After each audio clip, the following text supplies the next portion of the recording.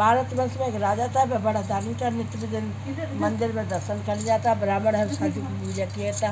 यह तब सब बातें उसकी रानी को अच्छी नहीं लगती, न किसी को दान दक्षिणा देती, राजा को भी ऐसा करने को मना करती। एक समय राजा तो शिकार खेलने वन में गए थे, घर पर रानी दासी थी। उसी समय विश्वदेव साधु का रूप धारण करके भिक्षा मांगने लगे।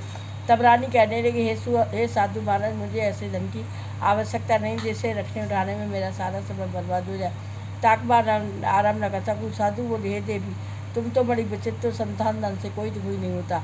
पापी भी पुत्र धन की इच्छा करता। अगर आपके पास धन अधिक है तो भूखों मनुष्यों को भोजन करवाओ, प्याऊ लगाओ, ब्राह्मणों को दान दो, कुआ तालाब भी सभी का निर्माण करो। अनेक अज्ञात धन कार्य करने से आपकी कुल परलोक में सार्थक हो, सुरक्षा की प्राप्ति हो। रानी इन बातों से खुश नहीं। वह बोली, मुझे ऐसे धन की आवश्यकता नहीं जिसे रखने उठाने मेरा सारा समय बर्बाद हो जाए।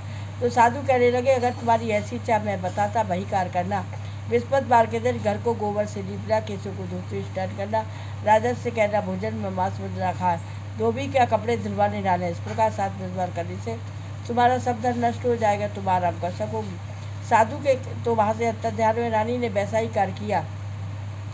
3 बृहस्पति बीत पाए, उसका सब धन नष्ट हो गया। दोनों समय भोजन के लिए तरसने लगे, संसार भोगों से दुखी रहने लगे। तब राजा रानी से कहने लगा, यहाँ पर मुझे सभी लोग जानते हैं, देश चोरी परदेश भी भीख बराबर। ऐसा कहकर राजा परदेश में चला गया। परदेश में बड़ा दुखी रहने लगा। तत्काल विश्वदेव साधु और दुखी रहने लगे और जंगल से लकड़ी काट कर लाता, शहर में बेचता, बड़े दुखी जीवन से व्यतीत को करने लगे। इधर घर पर रानी दासी थी, किसी दिन भोजन मिलता, किसी दिन जली पी कर रह जाती। एक समय 7 रोज बिना भोजन के व्यतीत हुए तो उसने दासी से कहा, तू जा, पासी में अगर मेरी बहन रहती है उसके पास तू चली जा। 5 सेर बेजर मांगला, उसने आज्ञा मान कर चल दी। बहन के घर आकर कहने लगी, तुम्हारी बहन ने मुझे 5 सेर बेजर लाने के लिए भेजा, लेकिन उसने कोई उत्तर न दिया, क्योंकि उस रोज गुलबाता वह कथा सुन रही थी। और घर आकर लौटकर कहने लगी, हे रानी, तुम्हारी बहन तो बड़ी आदमी है, छोटे बड़े सबसे बात नहीं करती। जब मैंने उनसे अनेकों बार कहा, उन्होंने कोई उत्तर न दिया, मैं वापस चली आई। रानी कहने लगी, इसमें उनका कोई दोष नहीं, बुरे भले का पता आपत्तिकाल में रहता है, तुम्हारे भाग्य का ही दोष है। इधर बहन की दासी ने देखा, मेरी बहन की दासी आई। उसी समय विश्वदेव को पूजन पाठ करके कथा सुन के बहन के घर चल दी। बहन के घर आकर कह रही, तुम्हारी बहन दासी गई, न जाने क्यों गई होगी। वह बोली, बहन तुमसे कोई बात छिपी नहीं, मैंने 5 सेर बेजर लाने के लिए भेजा था। उसने कहा, देखो विश्वदेव सबकी मनोकामना पूर्ण करते हैं, देखो शायद तुम्हारे घर में राज रखा। रानी जब घर के अंदर गई, एक घड़ा भरा बेजर का मिल गया, पाकर बड़ी प्रसन्न हुई। रानी से तब रानी दासी कहने लगी, तो हम रोज ही व्रत करते हैं, अगर से व्रत की पूछ ली जाए तो हम भी क्या करें। तब रानी कहने लगी, हे बहन, बृहस्पतिवार के व्रत को कैसे करते हैं, किस प्रकार करते हैं और इसके करने से क्या फल होता है।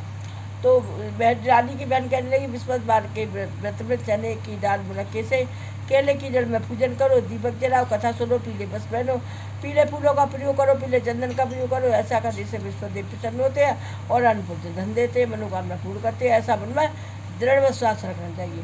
रानी ने निश्चय किया, हम भी गुरुवार का व्रत करेंगे। जब 7 गुरुवार आया, उन्होंने व्रत रखा, तब गुरुशाला में जाकर चना गुड़ भी लाई, उन्होंने व्रत किया। अब पीला भोजन के हाथ से आए, बेचारी बड़ी दुखी। तो भगवान ने साधु का रूप धारण करके पीला भोजन लेकर आए और दासी को देकर बोले, तुम्हारे रानी के लिए है। वे पाकर के तो बड़ी प्रसन्न हुई। रानी से कहने लगी, चलो रानी भोजन कर लो। मैं बोली, तू हमारी बात हंसी उड़ाती है। बोली, नहीं, एक बार तुम्हारा भोजन देगा। बोली, तेरे लिए देगा, तू जाकर कर। तो नहीं, दोनों के लिए, दोनों ने जाकर गुरु भगवान को नमस्कार करके भोजन करना आरम्भ कर दिया। अब रानी के पास काफ़ी धन हो गया। फिर वह उसी प्रकार आलस करने लगी जैसे पहले किया करती थी। तो दासी करने लगी, तुम इसी प्रकार आलस करती थी, तो मैं भगवान पहले से अधिक तुम्हें धनवान किया, आप तुम फिर उसी प्रकार फिर क्या किया जाए। अनेक अज्ञात धर्मकार करो, जिसके आपके कुल परलोक में सार्थक हो, सुरक्षा की प्राप्ति हो। तो रानी ने को बाग बगीचे, कुआला बाबरी सभी का निर्माण किया। अब उन्होंने सोचा, राजा जाने किस प्रकार के हो गए, उनकी कोई खबर नहीं आई। भगवान से प्रार्थना की। भगवान ने जाकर स्वप्न में राजा से कहा, हे राजा उठ, तू अपने घर को चल, तेरी रानी तुझको याद करती है। राजा जब प्रातः कर जगा तो देखा, सोचने लगा, स्त्री जात खाने पहनने की संगनी होती है, परंतु आज्ञा मानकर चल दिया। आगे रास्ते में कुछ सोच के बैठ गया। उसी समय विश्वदेव साधु का रूप धारण करके उसके पास आए आकर कहने लगे, हे लकड़ारे, तुम सुनसान जंगल में किस चिंता में बैठे हो? तो राजा ने कहा, अपनी संपूर्ण कहानी बतला दी। महात्मा दयालु होते हैं। उससे बोले, देख, तेरी स्त्री ने विश्वदेव का अपराध किया था, इसलिए तेरी दशा हुई है। अब तू किसी प्रकार की चिंता मत कर, तुझे भगवान पहले से अधिक धनवान करेगा। और तेरी स्त्री ने विश्वदेव का व्रत करना आरंभ कर दिया है। और तू मेरा कहा मानकर विश्वदेव के दिन चने की दाल गुड़ जल लोटे में डालकर केले की जड़ में पूजन करो और कथा सुनो। तो राजा कहने लगा, हे प्रभु, लकड़ी बेचकर इतना पैसा तो नहीं मिलता जिसके अपराध को बचा सकूं। अब मैंने रात्रि में अपनी स्त्री को व्याकुल देखा, फिर मैं कौन सी कहानी कहूँ? तो साधु कहने लगे, तुम्हें चिंता करने की कोई जरूरत नहीं है। तुम रोजानी लकड़ी बृहस्पतिवार से रोजानी लकड़ी लेकर शहर में जाओ, रोज से दुगना धन प्राप्त होगा, बड़ी प्रकार भोजन कर लोगा। और कथा भी इस प्रकार से है। प्राचीन काल में एक ब्राह्मण रहता था। उसकी स्त्री बहुत विनम्रता के साथ रहती, नक्ष जी का व्रत करती, नक्ष जी के दान दवड़ी देती। और ब्राह्मण देवता बहुत ही दुखी थे। क्या हुआ कि भगवान की कृपा से उसके एक कन्या रूप रतन पैदा हुई। कन्या पिता के घर बड़ी होने लगी और फिर प्रातःकाल उठकर स्नानाद करके विष्णु भगवान का जप करने लगी। और जब वो स्कूल को जाती, मुट्ठी भर के जो ले जाती, पाठशाला के मार्ग में डालती जाती। जब वे जो सोने को हो जाते, पीट के घर ले आती। एक समय सोने के जो को फटक साफ कर रही, उसी समय उसके पिता ने देख लिया। कहा, बेटी, सोने के जो को तो फटकने के लिए सोने का सूप होना चाहिए। दूसरे गुरुवार था, कन्या ने व्रत रखा। जो फैलाती हुई जाने लगी, लौटते समय सोने का सूप मिला, लाकर बड़ी प्रसन्न हुई। अब उसकी माँ का भैया आ गया। एक समय वह सोने के सूप में सोने जो को फटक कर साफ कर रही। उसी समय किसी शहर का राजपुत्र रोकर वहाँ से निकला और उसके दूर रूपकार को देखकर बहुत हो गया। घर आकर उदास को लेट गया। तब राजा मंत्री सहित आए और उससे बोले, हे पुत्र, तुम्हें किस प्रकार का दुख है? किसी ने तुम्हारा अपमान किया हो? मैं वही कर बोलूँगा जिससे तुम प्रसन्न हो। तो वह पुत्र कहने लगा कि हे पिताजी, आपकी कृपा से मुझे किसी प्रकार का दुख नहीं है, ना किसी ने मेरा अपमान किया, लेकिन उस लड़की के साथ विवाह करूँगा जो सोने के सूप में सोने के जो को पटक साफ कर रही। उसने कहा, इस प्रकार की कन्या का पता तो तुम ही बताओ, तेरे साथ विवाह बस करा दूँगा। तब राजकुमार ने उसे लड़की के ब्राह्मण के घर का पता बताया। तब राजा मंत्री सहित उसके घर गए, ब्राह्मण से सभी हाल कहा। ब्राह्मण भी कन्या विवाह करने को तैयार हो गया। अब विधि विधान पूर्वक कन्या का विवाह राजकुमार के साथ हो गया। अब कन्या के घर से जाते ही घर में गरीबी का निवास हो गया। अब अन्न बड़ी मुश्किल से प्राप्त होता। ब्राह्मण देवता बहुत ही दुखी थे। तो एक बार दुखी अवस्था में आकर अपनी पुत्री के यहाँ गए। पुत्री ने देखा पिता को, बहुत सा धन देकर विदा कर दिया। उस समय तो सुखपूर्व भी था और फिर वही हाल हो गया। फिर वे अपनी कन्या गए। कन्या पिता से कहने लगी, तुम माता जी को यहाँ न लाओ, मैं उसे विध बता दूंगी जिससे तुम्हारी गरीबी दूर हो जाए। तब ब्राह्मण जब अपनी स्त्री को लेकर पहुँचे और कहने लगे कि भाई स्त्री को लेकर पहुँचे। जब पुत्री माँ को समझाने लगी, प्रातःकाल उठकर स्नानाद करो, विष्णु भगवान का जप करो, लेकिन कोई समझ में नहीं आती। डेली खाना खा लेती उसकी, कभी तो पुत्री के बच्चों की ढूंढे नहीं उठाकर खा लेती। जब उसकी पुत्री पूजन कह देती तो मैंने खाना खा लिया। उससे गुस्सा आया, आश्चर्य भी हुआ। इधर तब उसे गुस्सा आया।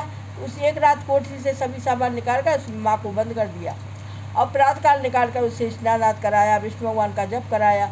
अब तो उसकी बुद्धि ठीक हो गई। प्रत्येक गुरुवार को व्रत रखने लगी। व्रत के प्रभाव वे धनवान हुई, पुत्रवती हुई, अंत में स्वर्ग लोक को प्राप्त हुई। ब्राह्मण देवता ही सुखपूर्वक स्वर्ग लोक को प्राप्त हुए। इस प्रकार कथा कहकर साधु देवता तुम्हारे ध्यान हो गए। अब राजा ने सोचा, हम भी गुरुवार का व्रत बस करेंगे। तब जब 7 रोज व्रत आया, उन्होंने रोजा नहीं तरह लकड़ी लेकर शहर में गए। रोज से दुगना धर्म प्राप्त हुआ। भोजन के उपरांत पूजन पाठ का किया और कथा भी कही। अब जब भगवान प्रसन्न हो गए, अब दूसरा गुरुवार व्रत करना भूल गए। उसी दिन भगवान नाराज हो गए। उसी शहर के राजा ने विशाल योग आयोजित करा दी कि कोई भी मनुष्य अपने भोजन करे, समझन मेरा भोजन करने आवे। शहर के सभी लोग भोजन करने गए, लेकिन लकड़ारा को देर से पहुंचा। राजा उसे घर ले जाकर भोजन करवा रहे थे। तब उसी रानी की दृष्टि उस कुटी पर पड़ी जिस पर हार को न देखा। उसने सोचा, मेरा हार इसी मनुष्य से चुरा लिया। उसी समय पुलिस में को बुलाकर राजा को जेल खाने में डलवा दिया। अब राजा जेल खाने में पड़ गया, बड़ा दुखी रहने लगा और उसी साधु को याद करके रोने लगा जो जंगल में मिला था। उसी समय विश्वदेव को याद किया। भगवान विश्वदेव साधु का रूप धारण करके आए और आकर कहने लगे, अरे मूर्ख, तूने विश्वदेव की कथा नहीं इसलिए तेरी दशा हुई है। अब क्या किया जाए, जा तुझे क्षमा करता हूँ, तुझे जेल खाने के दरवाजे पर 4 पैसे ब्रह्म मुहूर्त में पड़े मिलेंगे, उससे तू जेल ही में कथा करना, तेरे संकट दूर हो जाएंगे। ऐसा कहकर साधु देवता वहाँ से आता था। दूसरे रोज प्रातःकाल ब्रह्म मुहूर्त में जेल खाने के दरवाजे पर 4 पैसे पड़े मिले, उससे उसने जेल ही में कथा कही, जिसको सुनकर उसके भगवान प्रसन्न हो गए। उसी दिन भगवान ने उस राजा को स्वप्न में कहा, हे राजा, तूने जिस लकड़हारे को बंद कर दिया वह राजा है, निर्दोष है, उसे छोड़ दे। तेरी रानी का हार कुटी पर लटका, तू नहीं छोड़ेगा, तेरे राज को नष्ट कर दूंगा। राजा जब प्रातःकाल जगह, हार को देखकर उसी समय लकड़हारे को बुला कर क्षमा मांगी, बहुत सा दंड देकर विदा कर दिया। अब राजा घर चलने को तैयार हुआ। नगर के निकट पहुंचा तो बहुत से बाग, बगीचे, कुआं, तालाब, सभी लोगों से पूछा, किसकी बाग